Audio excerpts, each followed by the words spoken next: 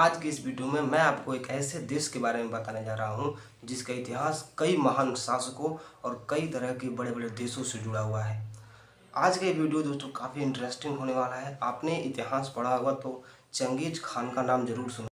यह वही Genghis Khan है जिसने 1206 ईस्वी में मंगोल साम्राज्य की स्थापना की थी। मुगल साम्राज्य एक बहुत ही बड़ा साम्राज्य था जिन्होंने बहुत सारे देशों पर कब्जा किया। इस पिक्चर को देखिए। इस पिक्चर में आपको जितना भी एरिया दिख रहा है, इस सारे एरिया पर मंगोल ने आक्रमण करके आधिपत्य किया था। और ये पहले चाइना का ही हिस्सा था, फिर सोवियत संघ का भी हिस्सा बना और बाद में एक स्वतंत्र राष्ट्र बना। लेकिन इस वीडियो में मैं आपको डिटेल में समझाऊंगा। लेकिन इससे पहले अगर आप इस चैनल पर नए हैं तो इसी तरह की इन्फॉर्मेटिव वीडियो के लिए चैनल को सब्सक्राइब जरूर।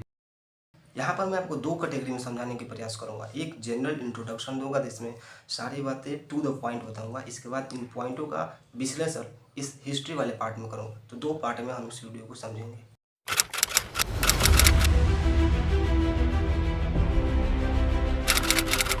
China's President Xi has wrapped up his visit to Mongolia. On the final day of his stay, President Xi Jinping delivered a speech to the Mongolian parliament. He said relations between the two sides have entered their best period in history. President Xi Jinping welcomed Mongolia to board China's train of development. China is willing to provide the opportunity and space for common development with neighboring countries. President Xi Jinping will pay a state visit to Mongolia at the invitation of his Mongolian counterpart. The idea was proposed back in 2014 when President Xi Jinping proposed connecting China's Silk Road economic belt with Russia's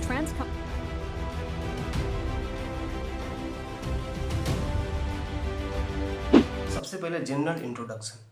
इसमें आपको बताना चाहता हूँ कि जो Mongolia है उसकी total जो एरिया है वो 15,64,116 स्क्वायर किलोमीटर है। इसका टोटल पॉपुलेशन 33 लाख है। यहाँ एक इंटरेस्टिंग बात है, अगर मैं यहाँ मंगोलिया की तुलना यूपी से करूँ यानी उत्तर प्रदेश से, तो इसके 8 गुना ज़्यादा इसका एरिया है। मतलब इसकी जो जगह है वो यूपी की जगह से 8 गुना ज़्यादा है।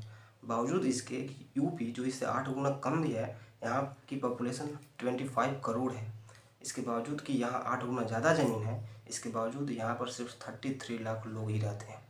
इसलिए दोस्तों विश्व का सबसे कम आबादी वाला संप्रभु राष्ट्र मंगोलिया ही है। और दुनिया का सबसे बड़ा लैंडलॉक देश यानी स्थलरूढ़ देश मंगोलिया ही है।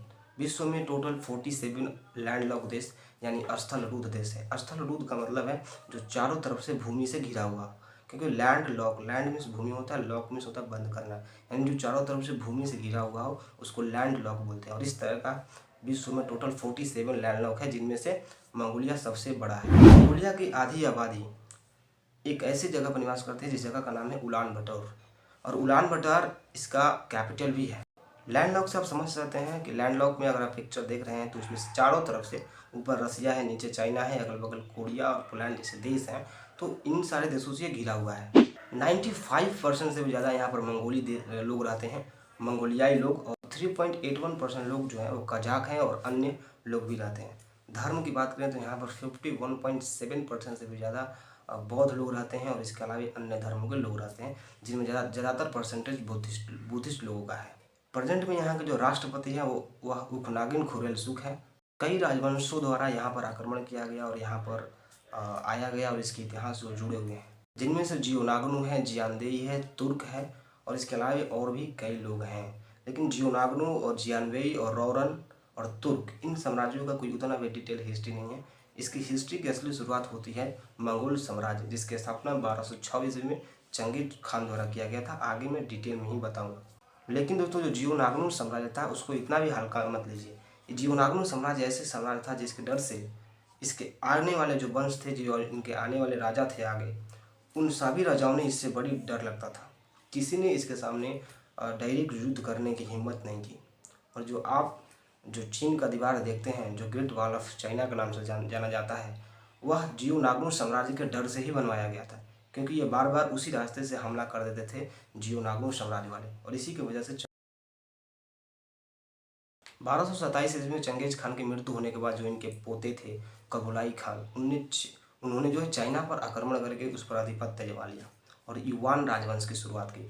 युवान राजवंश हालांकि मंगोल साम्राज्य का ही हिस्सा था, बस डायनेस्टी चेंज हुई थी, क्योंकि चंगेज खान की मृत्यु के बाद उनके पोता कुबलाई खान ने ये उपलब्धि हासिल की थी कि चीन पर उन्होंने विजय प्राप्त किया था, तो उन्होंने अपने डायनेस्टी का एक अलग नाम रखा, युवान राजवंश, और उसकी राजधानी उन्होंने बीजिंग रखी।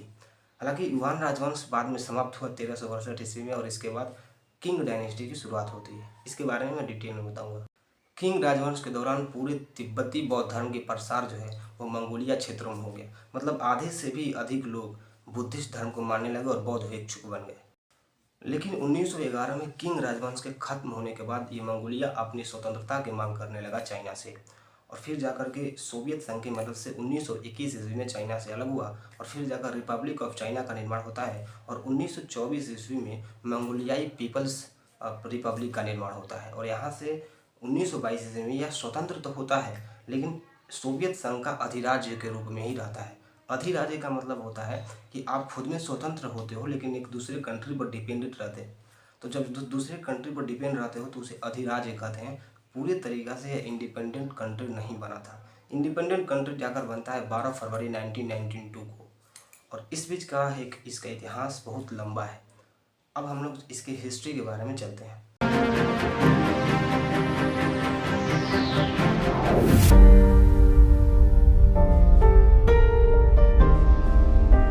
जिसकी बात मैंने अभी की जियोनाग्नु साम्राज्य। जियोनाग्नु साम्राज्य के एक मोडू शून्य नामक शासक थे। उनको लाया गया था ताकि वो एक संघ का निर्माण कर सकें।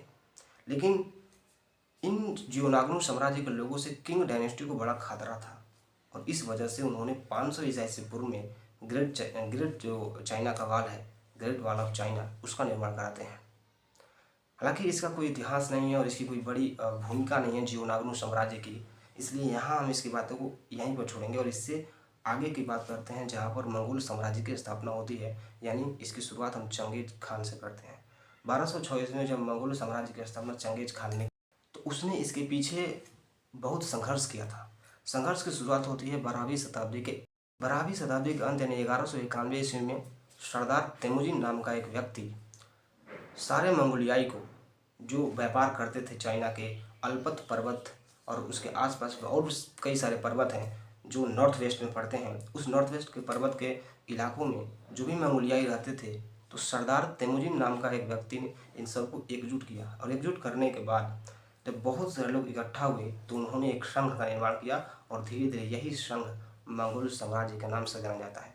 और यह सरदार तेमुजिन कोई और नहीं बल्कि यही चंगेज खान था। बाद में सरदार तेमुजिन ने चंगेज खान की उपाधि धारण की थी, और इसी के नाम से वो फेमस हो गया, और आज दुनिया में चंगेज खान के नाम से जाना जाता है।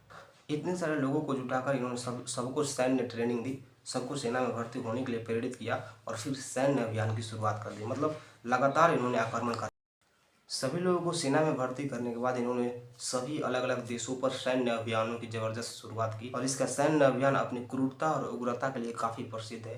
जो अलग अलग देशों पर इन्होंने जो अपनी उग्रता यानी अपने गुस्सा जो दिखाया, और कई सारे अलग अलग क्षेत्रों पर आक्रमण करके वहाँ विजय प्राप्त की। हालांकि चंगेज खान ने ये सारे विजय अपने दम पर नहीं, बल्कि इसकी मृत्यु तो 1227 ईस्वी में हो गई। तो इसके बाद का काम इसके पोता कौलाई खान द्वारा शुरू किया गया, और वहाँ से युवान डायनेस्टी की स्थापना हुई। और युवान डायनेस्टी भी मंगोल साम्राज्य का ही हिस्सा था, और इसकी खत्म 1368 ईस्वी में होती है।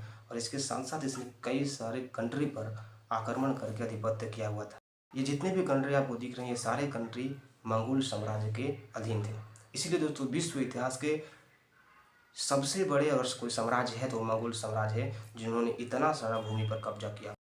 और इसकी टोटल भूमि की बात करें जिस पर ये कब्जा किया था, वो टोटल भूमि 3 करोड़ 30 लाख वर्ग किलोमीटर में है। मतलब पृथ्वी का 22% हिस्सा इन लोगों ने कब्जा किया, और 100 मिलियन से भी ज़्यादा लोगों को अपने अधीन किया था। और 100 मिलियन का मतलब होता है कि उस समय के पृथ्वी के 1/4 लोग जो इसके कब्जे में। 1368 ईस्वी में युवान राजवंश के खत्म होने के बाद अब किंग राजवंश की शुरुआत होती है। किंग राजवंश ने युवान शासकों को चाइना से खदेड़ दिया, और जब युवान राजवंश को चाइना से खदेड़ा गया तो युवान राजवंश वाले उत्तर की दिशा में चले गए, और आज यही मंगोल के नाम से फेमस है। क्योंकि चाइना के ही उत्तर में मंगोल है, मंगोलिया कंट्री है जो मंगोल से ही बना हुआ है। तो वो वहाँ पर युवान राजवंश के ही लोग थे, उनके ही वंशज वहाँ पे हैं, जो आज के देश मंगोलिया के नाम से जाना जाता है। लेकिन समस्या फिर से खड़ा हो गई जब 16वीं शताब्दी में दयान खान आते हैं। दयान खान जो 1479 ईस्वी से लेकर के 1573 ईस्वी तक चाइना पर शासन किए थे, और इस शासन के दौरान उन्होंने युवान राजवंश के जो भी लोग उधर खदेड़े गए थे, उन सभी लोगों को फिर से वापस चाइना में मिला लिया। अब युवान राजवंश वाले मिलना नहीं चाहते थे, क्योंकि वो उत्तर में जब गए थे तो वहाँ स्वतंत्र तरीक़ा से जी रहे थे, लेकिन दयान खान ने फिर से इन लोगों को ज़बरदस्ती चाइना में मिला लिया। अब इसका परिणाम क्या होता है आप आगे खुद ही समझ जाएंगे। दयान खान के पोते अलपत खान दलाई लामा से मिलने के बाद 1557 ईस्वी में यहाँ पर बुद्धिस्ट धर्मों का प्रचार प्रसार किया, और इसी का कारण रहा कि दोस्तों इनके कब्जे में जो भी लोग थे सारे लोगों ने बौद्ध धर्म को अपनाया और बौद्ध भिक्षुक बन गए। कारण ये हुआ कि इसके 1/3 लोग मतलब 70% से भी ज़्यादा लोग यहाँ पर बौद्ध भिक्षुक बन गए। ये जो पिक्चर आप देख रहे हैं इसी का नतीजा है। लोगों ने इस तरह के जो घर मंदिर जो जैसा दिख रहा है ये सारे बनाए थे। इसका नतीजा ये हुआ कि सभी लोगों ने अपने घर के आसपास इस तरीके के घर जैसा बनाना का शुरू किया। हालांकि यहाँ पर इन्होंने वेदी शास्त्र और बुद्ध की मूर्तियाँ रखी जिसकी ये पूजा भी करते थे। लेकिन 1911 में किंग राजवंश की पूरी तरह समाप्त हो गया, और जैसे ही समाप्त हुआ, जैसे कि युवान राजवंश चाहता नहीं था कि हम चीन में मिल जाए, लेकिन दयान खान ने इसे चीन में मिला लिया। तो 1911 में किंग राजवंश की जब खत्म हो गया तो सारे जो युवान राजवंश के लोग थे यानी जो मंगोल लोग थे वो अपनी आज़ादी की मांग करने लगे, यानी स्वतंत्रता की मांग करने लगे। और जैसा कि दोस्तों जानते हो कि रूस में अक्टूबर क्रांति हुआ था 1917 में, और उसके साथ साथ रूस में गृह युद्ध भी हो रहा था। और उस वक्त रूस बल्कि इंडिपेंडेंट रूस नहीं था, वो सोवियत संघ का हिस्सा था। सोवियत संघ 1991 ईस्वी में जब टूटा तब रूस एक अलग देश बना, इससे पहले वो सोवियत संघ का हिस्सा था। तो उस जगह पर गृह युद्ध और अक्टूबर क्रांति जैसी युद्ध वहाँ पर शामिल था। तो रूस में एक युद्ध का माहौल था। उसने क्या किया कि मंगोलिया लोगों का साथ दिया इनको चाइना से स्वतंत्र कराने में, और इसका नतीजा ये हुआ कि मंगोलिया का सोवियत संघ के समर्थन मिलने के कारण चाइना से इसे अलग कर दिया जाता है।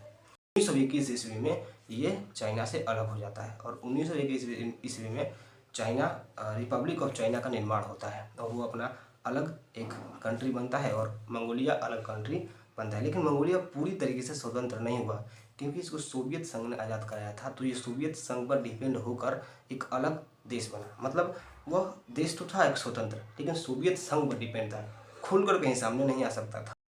यहाँ पर आप सोच रहे हो कि आखिर सोवियत संघ ने साथ क्यों दिया?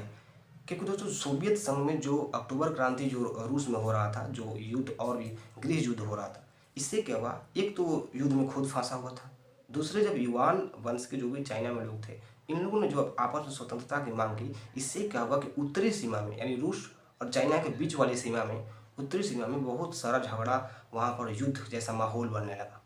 और उससे रूस में भी जो युद्ध का माहौल था, इससे उधर के सैनिक इसमें शामिल हुए और मंगोलिया का साथ देकर चाइना को भगाने की कोशिश किया, शायद इस डर से कि कहीं चाइना इधर आने न लगे और इधर हम लोग की तरफ नहीं बढ़ने लगे, शायद इसी के डर से उन लोगों ने ऐसा किया।